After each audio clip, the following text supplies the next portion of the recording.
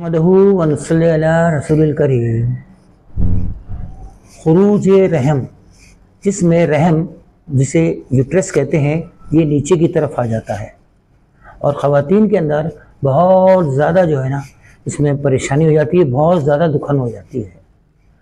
तो बुज़ुर्गों, दोस्तों, भाइयों और बहनों, आज मैंने मौजू का अनवान पहले इसलिए बयान किया कि ख़वातीन ख़ुसूसन मुझसे बहुत सारे जो है कमेंट्स में आई थी कि हमारे लिए मसला है, क्योंकि कराची साहिली इलाक़ा है, समंदरी इलाक़ा है, तो ख़ास तौर पर ख़वातीन के अंदर ये चीज़ ज़्यादा होती है। तो इसलिए पहले मैंने अनवान किया और बाद में आपसे मुखातिब हुआ, इसके लिए मैं माज़रत चाहता हूँ। तो इसके लिए बहुत ही आसान और बहुत ही सस्ता जो है नुस्खा है। अगर आप इसको गौर से सुन लेंगे, 2-3 मिनट सुनने में अगर आप सुनने का करेंगे तो इंशाअल्लाह ताला इसको बनाकर और इसको दूसरे को इस्तेमाल कराने के लिए भी आप जो है ज़रिया बन जाएंगे। और इसको फिर आप अच्छी तरह सुनने के बाद इसको जब बना के इस्तेमाल करेंगे तो आप सुनने के बाद इसको सब्सक्राइब करके, लाइक करके और शेयर करेंगे तो फिर आपकी तरफ से सदका जारिया भी हो जाएगा।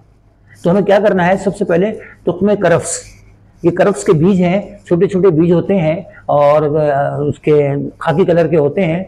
160 ग्राम हमें ये बीज ले लेना है, तुख्मे करफ्स, और इसको अच्छी तरह फाइन पाउडर बना के कपड़ छान कर लेना है इसको। और शहद खालिस, अगर बेरी का हो तो बहुत ही अच्छा है, 250 ग्राम की मिकदार में हमें इसे लेकर उसके अंदर इसका माजून बना लेना है। बस ये आपका माजून तैयार है।